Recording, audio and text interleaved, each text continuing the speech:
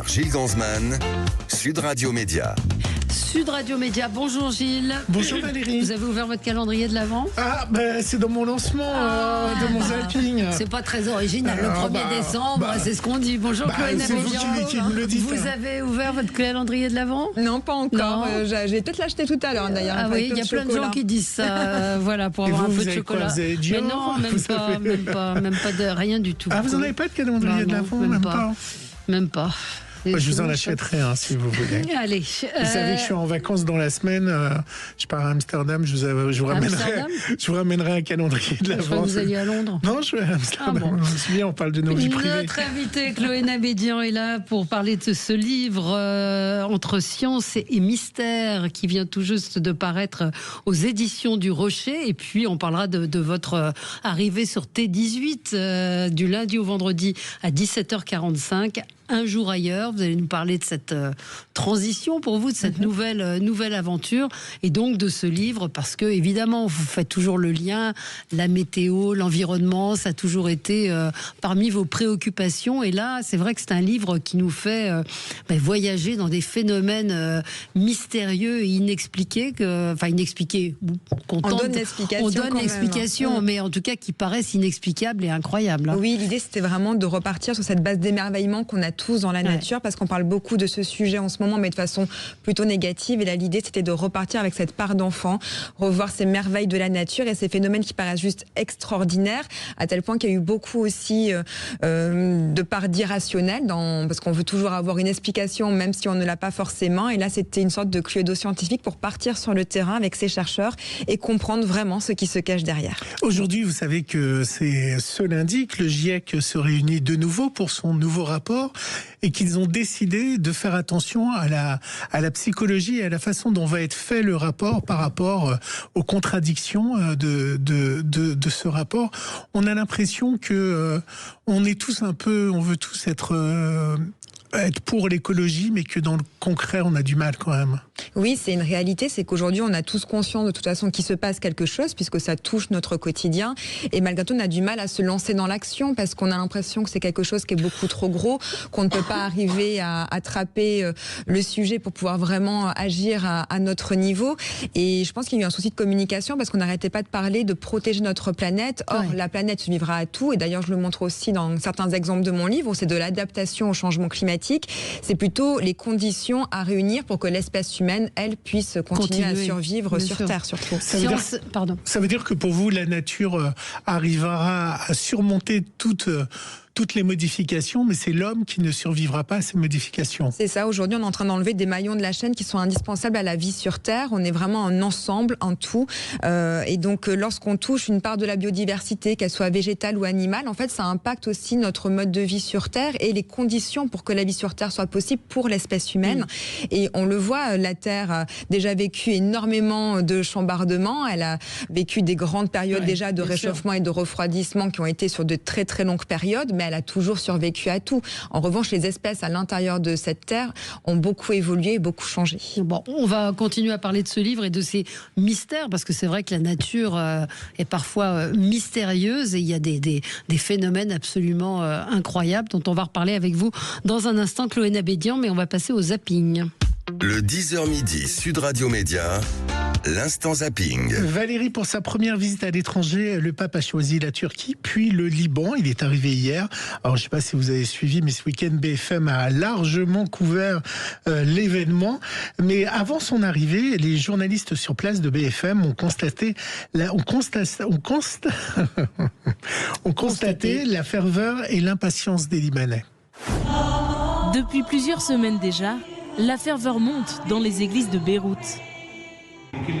On est tous mobilisés pour recevoir le souverain pontife. C'est une visite historique. Ce soir-là, plusieurs centaines de fidèles prient avec fierté avant l'arrivée du pape Léon XIV chez eux, au Liban. Ce n'est pas un très grand pays, mais le fait que le pape vienne, ça montre l'importance du pays aux yeux du monde. Et c'est spécial et ça restera dans ma mémoire et tout. Une attente anime particulièrement ces Libanais. Un mot revient en boucle. La paix, la paix, la paix. On veut qu'il nous apporte la paix et qu'il demande à tous les pays d'instaurer cette paix au Liban. Au milieu des paroissiens, Le père Manuel Younes est peut-être le plus impatient de tous. On va crier, on va sauter, on va faire la bienvenue à la Libanaise. Évidemment, son discours sur la pêche, justement, est très attendu. Après RMC BFM, il y a 15 jours, samedi, ce sont les locaux de France Télévisions qui ont dû être évacués suite à une alerte à la bombe. Alors, comme BFM, tout s'est passé en direct à l'antenne. Ils ont repris ensuite la diffusion. Il y a une partie de l'Ukraine aussi ces dernières heures qui attendent l'épreuve pour couper court aussi à beaucoup d'interrogations sur qui pourrait être derrière ceci. Voilà, on va être obligé d'interrompre notre antenne en raison d'une alerte à la bombe. Voilà, donc on va rendre l'antenne et rester avec nous sur France Info. Donc ce mail a été envoyé à ce moment-là et donc le mail on a des précisions sur son contenu. Voilà, que le bâtiment de France Télévisions allait donc exploser à partir de 17h30. Voilà le contenu du mail reçu par les services de police via donc cette plateforme moncommissariat.fr.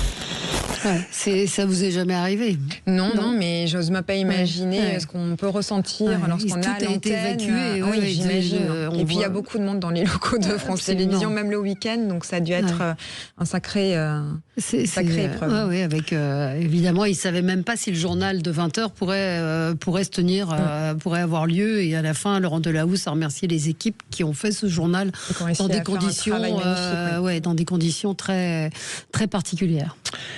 On parle évidemment de météo avec vous. Actuellement, il y a des pluies qui provoquent des catastrophes, en particulier en Thaïlande. Vous pourrez nous en parler. Et il y a quelques jours, c'était Tahiti qui était victime de glissements de terrain. Reportage de Outre-mer 1. En quelques secondes, tout un pan de la colline se décroche et dévale sur les engins de secours. Dans un fracas terrifiant. Un éboulement qui surprend les sauveteurs, déjà à la recherche de victimes d'un premier glissement de terrain qui a eu lieu quelques heures plus tôt. La terre a enseveli 2 maisons, 8 personnes sont décédées, 3 femmes, 4 hommes et une fillette de 3 ans. Petit à petit, c'est tombé par petites portions. Et puis finalement, ça a duré toute la nuit. Et ce matin, à 5h du matin, c'est tombé vraiment la montagne. Elle a dévalé un gros morceau de montagne est tombé. Elle a détruit la maison qui était juste en dessous. Elle a complètement disparu. C'est réveillé par un grand bruit. On aurait dit un train qui passait sur des rails. Face à l'instabilité du terrain, une 50aine de personnes ont été évacuées. Les opérations de secours, elles, sont très délicates. Oui, à rappeler que ce soir, il y a un concert solidaire et dont l'Aude qui tient à l'initiative de l'Indépendant et de la Dépêche du Midi et de Sud Radio avec c'est Yvan Cujous qui va animer ce spectacle à la Narbonne Arena, c'est à 20h. Il y aura Francis Cabrel, Anne Silla entre autres, Zazie, tout ça pour soutenir, aider les sinistrés de l'Aude et c'est très important. Donc si vous voulez participer, vous inscrire, il y a une page dédiée sur le site de sudradio.fr et vous trouverez toutes les infos et également un appel aux dons pour aider ces sinistrés qui ont bien du mal à s'en remettre. C'est terrible quand il y a des catastrophes naturelles. On voit le désarroi évidemment des habitants qui perdent tout. On se souvient, Valérie, de Mayotte et de Haïti plus récemment. Oui, mais là, dans l'Aube, effectivement, il y a eu des sinistrés qui ont perdu leur maison. C'est vrai qu'on a souvent peur plus des incendies que des inondations, alors que l'inondation emporte tout sur son passage aussi à une vitesse folle. Et c'est le travail de toute une vie parfois que vous perdez, tous ces souvenirs que vous avez aussi de votre famille. Parfois, vous perdez même malheureusement la vie dans ces inondations et la situation devient assez critique en ce moment-là. Est-ce qu'il y a plus de phénomènes est-ce qu'on observe plus de phénomènes climatiques ou c'est l'impression sur le fait qu'on communique plus sur ces phénomènes? Alors c'est vrai qu'il y a un effet loupe malgré tout parce qu'aujourd'hui avec les smartphones on arrive à filmer des choses qu'on ne pouvait pas filmer avant et donc on en parle davantage. En revanche, il y a une chose qui est sûre, c'est que ces phénomènes qui ont toujours existé deviennent beaucoup plus intenses aujourd'hui et donc des pluies qui étaient des pluies plutôt normales avant deviennent des pluies extrêmes et en revanche aujourd'hui on n'a ni les infrastructures, ni les bâtiments, ni les maisons qui sont prêtes en fait à pouvoir absorber ces pluies qui deviennent très intenses. Alors, mon lancement, Valérie. On est le 1er décembre. Vous avez sûrement ouvert votre première case de votre calendrier de l'Avent. Je n'avais pas pensé ça alors. Alors, est-ce que vous avez installé votre sapin chez vous, Non, Chloé? pas encore. Je vais le faire cette semaine. Alors, ça tombe bien, l'extrait qui va suivre dans Télématin, vendredi, a donné tous les conseils pour bien choisir son sapin. Vous me direz après si c'est écologique d'avoir un vrai sapin chez soi. Notre sapin traditionnel quand on était petit, Ça, vous savez, c'est l'épicéa. l'épicéa abies, voilà l'épicéa. Ouais, ils sont Alors, bons, hein. Ils sont bons. Malheureusement, ils perdent ses aiguilles très rapidement. Ouais. Donc attention, pas près d'une source de chaleur. Mettez une cuvette d'eau aussi au pied, de manière à ce qu'il commence à s'hydrater un peu comme une sorte de grande fleur coupée. Ça évitera de perdre les aiguilles. Ensuite, vous avez évidemment le Normage, intéressant parce qu'il conserve ses aiguilles minimum 3 semaines. Donc vous l'achetez pas tout de suite, hein, vous attendez un petit peu. Achetez-le et puis mettez-le sur le balcon par exemple et rentrez-le 3 semaines avant les fêtes de fin d'année. Alors ensuite, on a des sapins un peu extraordinaires qu'on connaît beaucoup moins. On a notamment le Nobilis. Je vous propose de froisser les aiguilles fortement, Damien. Ça sent les agrumes. Ça, j'adore. Ah oui. Parce qu'il va dégager avec la chaleur une huile essentielle dans l'appartement, tout à fait intéressante. Et là, celui-là, je vous garantis, les aiguilles vont pas tomber par terre. Et puis on a l'Omorica. Et c'est sapin américain qu'on peut tailler pour avoir un cône parfait dans des appartements design plutôt modernes. Voilà, on a les 4. Vous êtes plutôt sapins. Quoi, vous, comme sapin? Moi, j'ai pas de sapin. Moi, j'avais essayé le Norman, mais les aiguilles finissent toujours par tomber. Donc, je suis passée au sapin artificiel, pour tout vous dire. Parce que en plastique, mais c'est pas écolo, ça. Je sais pas, qu'est-ce que c'est écolo? C'est une grande question. Parce que comment vous n'achetez pas chaque année et vous pouvez le garder pendant des décennies, votre sapin artificiel. Donc, c'est vrai qu'il y a toujours il y a le pour et le débat contre sur ça, on va dire. Mais c'est vrai que je préfère les sapins naturels, mais c'est vrai qu'avec la chaleur des appartements, des maisons, c'est compliqué d'avoir. Et il ne dit pas le prix de ces sapins. Oui, c'est vrai, il dit pas le prix. Transgéniques, vraisemblablement, parce que pour avoir un sapin aux agrumes, je suis pas persuadée que ce soit. Alors, ce qui se fait beaucoup maintenant, c'est les sapins avec des planches de bois que vous arrivez à construire. C'est le sapin le plus écologique que vous pouvez faire en récupérant du bois. Alors, vous avez moins la magie, effectivement, mais vous pouvez aussi la jouer un peu comme ça. Et puis, on peut rappeler que pour les sapins qui perdent leur épine, il y a évidemment les sacs à sapin chaque année à acheter. On peut le rappeler. Valérie, je ne suis pas morte, je suis en convalescence tout le week-end. Brigitte Bardot s'est voulue rassurante sur son état de santé. Elle a demandé...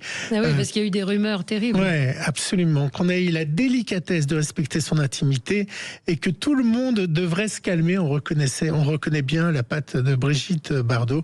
Bon, je vous ai mis Harley Davidson. Je ne reconnais plus personne en Harley Davidson. Et on pense bien à elle parce qu'effectivement, problème, souci de santé. On se retrouve dans un instant avec Chloé Nabédian pour parler science et mystère. Un très très beau livre paru aux éditions du Rocher. Un livre à offrir pour les fêtes parce que une fois qu'on se plonge dedans, je dois avouer qu'on a du mal à le quitter parce que c'est plein d'informations, mais on y revient dans un instant. À tout de suite. Je ne reconnais plus personne en Harley Davidson. 10h midi, Valérie Expert, Gilles Gansman, l'invité Sud Radio Média. L'invité Sud Radio Média, c'est Chloé Nabédian. Alors longtemps la météo, longtemps France Télévisions. Désormais, vous êtes sur T18, un jour ailleurs, du lundi au vendredi à 17h45. Et donc, vous aviez publié en 2022 les grands succès de la nature. Vous étiez venu d'ailleurs, je crois, en parler ici. Et là, c'est un nouveau livre enquête aux 4 coins de la planète. Vous êtes parti explorer nous faire découvrir les phénomènes inexpliqués.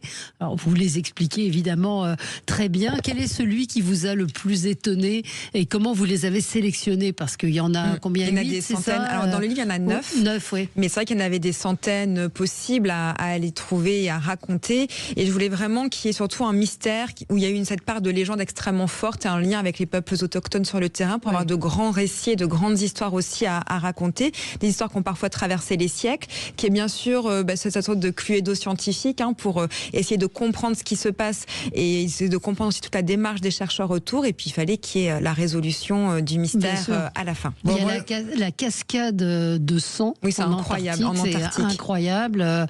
Le cercle des fées en Namibie. Alors moi, c'est celui qui m'a fasciné le plus. C'est des cercles parfaits dans une prairie en Namibie. Et on se demande si c'est les Martiens, évidemment, si c'est des insectes, si c'est l'homme qui l'a fait. Alors dans ce cas-là, vous enquêtez vraiment, vous avez des rapports. Comment vous percez le mystère de ces fameux cercles en Namibie et comment on peut être sûr que c'est la bonne version?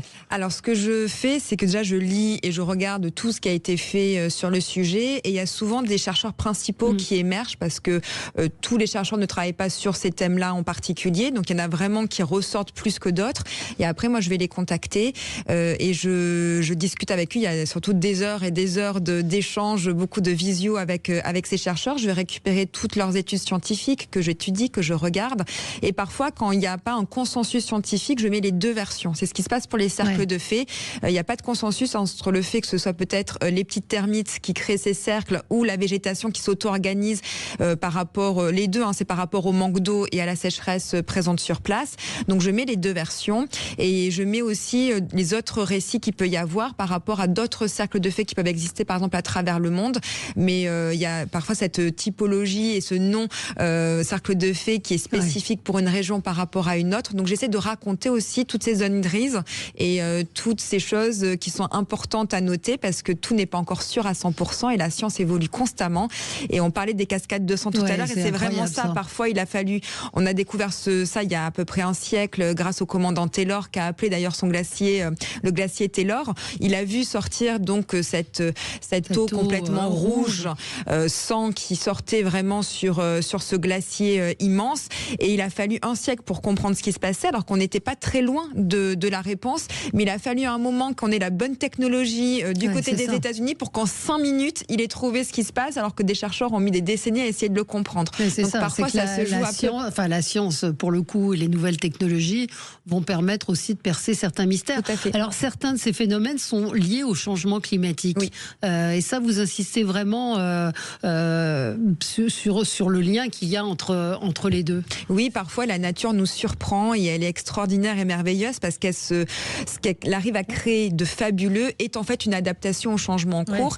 C'est déjà le cas dans le premier tome avec les grands mystères, où la moitié des phénomènes étaient déjà de l'adaptation. Là, c'est à peu près un tiers des phénomènes où on voit effectivement pour les cercles de feu en Namibie que c'est le manque d'eau, la sécheresse, où du coup on essaie de travailler la terre suffisamment pour qu'elle puisse absorber l'eau, et pour les termites, typiquement ça fait un réservoir d'eau disponible tout le temps. On voit avec le cratère de Badagaïka qui est ce méga affaissement donc en Sibérie, où on a vraiment ce monde des profondeurs qui est en train de ressurgir, que c'est lié effectivement au changement climatique et à la déforestation aussi, avec ce sous-sol glacé qu'on appelle le permafrost, qui est en train littéralement de fondre à une vitesse folle, à des profondeurs surtout encore jamais on n'a jamais réussi encore à avoir des profondeurs aussi fortes sur le permafrost. Donc on voit qu'il y a vraiment une nature qui est en train de changer, se transformer, et on voit surtout la présence de micro-organismes qui n'existaient pas avant et qui existent aujourd'hui.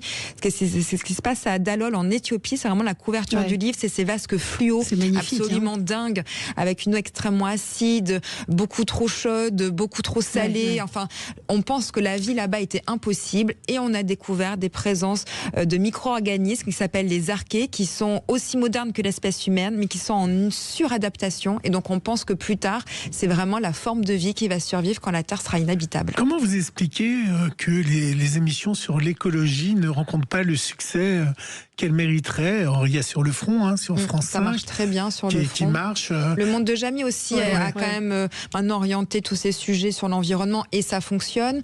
Il y avait aussi un autre doc qui avait été testé sur les nouvelles façons de pouvoir se nourrir demain, qui avait bien marché. Aujourd'hui, je pense que tout ce qui est dans le volet beaucoup plus solution, beaucoup plus pédagogique, commence aujourd'hui à trouver son public. Ce n'était pas forcément le cas avant. Et les émissions un peu plus catastrophistes, finalement, ne rencontrent plus leur public comme avant. On a plus envie d'aller vers de la découverte, ce que vous faites dans ce livre, qui peut... Ça. J'ai envie de dire, c'est la période de Noël, c'est 7 ans à 107 ans. On va pas dépasser les 77 ans. Oui, vous voulez vraiment qu'il soit grand public, c'est très grand public, parce qu'il y a beaucoup de photos, des schémas, c'est très des encadrés qui sont très concrets, qui permettent aux lecteurs justement de s'interroger et d'avoir des réponses à pas mal de questions. Oui, je voulais que ça se lise comme un roman, et que ça pouvait être aussi une histoire qu'on pouvait raconter avant de se coucher à ses enfants. Et j'ai fait pas mal de salons du livre dernièrement, et je voyais que les enfants se l'appropriaient parce qu'il y avait les photos et que les parents étaient intrigués, qui voyaient justement tous les récits incroyables qu'on pouvait faire découvrir aux enfants sur la nature. C'était un autre discours, une autre façon de faire et ça donne accès aussi à la vulgarisation scientifique avec aussi ces schémas que je voulais très pédagogiques. La COP s'est finie sans vraiment un accord. On s'aperçoit que les dirigeants du monde ont du mal à se mettre d'accord sur l'écologie. Est-ce que finalement on se dit que l'humain peut pas faire grand-chose face à ces dirigeants qui prennent pas forcément les bonnes décisions? Alors les dirigeants ne sont pas au rendez-vous de l'histoire parce qu'ils ne voient qu'à court terme, et ça c'est un vrai problème. En revanche, dans la société aujourd'hui, il y a énormément d'hommes et de femmes qui sont en train de prendre ce sujet à bras-le-corps parce qu'on n'a plus le choix aujourd'hui, qui s'en rendent compte même dans leur quotidien, et ils sont en train de transformer les choses. Et j'en ai même fait un podcast qui s'appelle Vers demain parce que je trouvais qu'on n'arrivait pas justement à les mettre suffisamment en valeur alors qu'il y a énormément de choses qui se passent, et ça je crois beaucoup au fait qu'aujourd'hui beaucoup de personnes essaient d'utiliser leurs compétences pour transformer les choses à leur niveau. Alors ça peut être au niveau de leur communauté, de leur village, de leur entreprise. Et en fait, ça fait vraiment énormément de bénéfices à très très grande échelle. Et je pense que le changement viendra vraiment de la société civile. Et à un moment, l'État n'aura plus d'autre choix que de mettre en place aussi ces politiques. Comment vous avez fait la transition de la météo à l'environnement d'une certaine manière et au mystère de la nature? Alors ça s'est fait assez naturellement parce qu'avec la météo, de fait, on était confronté au phénomène climatique extrême. Ça a été d'ailleurs mon premier livre sur l'impact du changement climatique sur ces phénomènes météo. Et après, vous êtes piqué par le sujet, vous voyez à quel point il se transforme, à quel point il touche les gens, à quel point les personnes aussi ont besoin d'avoir des réponses à leurs questions. Et c'est après dans mon travail de journaliste, là, il y avait de transmettre, de permettre à des chercheurs inconnus aussi d'être suffisamment vulgarisés pour pouvoir être vus par le grand public, et puis parler de ces sujets sur le terrain, d'aller mettre en avant justement ces personnes qui sont en train de faire des choses fabuleuses. Vous faites des conférences parfois, vous allez dans les écoles ou des choses comme ça. Je pense que c'est ce que je préfère le plus maintenant, c'est vraiment d'être en contact direct avec les gens, et on voit qu'ils sont en attente de comprendre, d'apprendre. Ils ont énormément de questions, et les enfants, c'est même eux qui éduquent les parents maintenant. Ils sont très au fait de ce sujet, et ils sont aussi très inquiets, donc c'est d'autant plus important d'aller les voir. Vous êtes piqué par le sujet, et vous êtes extrêmement pédagogue et extrêmement, comment j'ai envie de dire, vous rendez très accessible ces sujets. Merci, c'est gentil. Et le livre est vraiment, vraiment remarquable. Science et mystère, c'est aux éditions du Rocher. C'est un merveilleux cadeau de Noël. Vraiment, très, très, encore une fois, quand on rentre dans le livre, on continue, on essaye de comprendre, et on veut... On a un peu Indiana Jones sur le terrain, en fait. C'est exactement ça. Et puis un jour ailleurs, du lundi au vendredi, sur T18. Merci Chloé Nabédian. Merci à vous. Bonjour cher Péricot. Bonjour Valérie, bonjour Gilles. Alors, de quoi allez-vous parler aujourd'hui? Eh bien, nous allons voir qu'il n'est pas toujours prudent de faire justice soi-même. Une dame qui a évacué un squatter de façon un petit peu brutale a été condamnée. Dans le même ordre d'idée, les comparutions immédiates, si utiles, peuvent virer quelquefois au cauchemar. On se penchera sur le maire de Saint-Étienne qui a été finalement condamné, mais on se dit qu'un autre maire d'une autre étiquette aurait peut-être été bien plus molesté avant. Les accidents du travail qui repartent à la hausse. Un curé qui renonce à dire la messe et à mettre une crèche parce qu'il a peur. Et puis à la fin de l'émission, avec Gérald Andrieux, on verra que la France périphérique, c'est peut-être tout simplement le peuple français dans sa totalité. Vaste sujet et très beau sommaire à suivre. Donc Perico Légas et nous, on se retrouve demain. Très bonne journée sur Sud Radio. Le 10h midi, Sud Radio.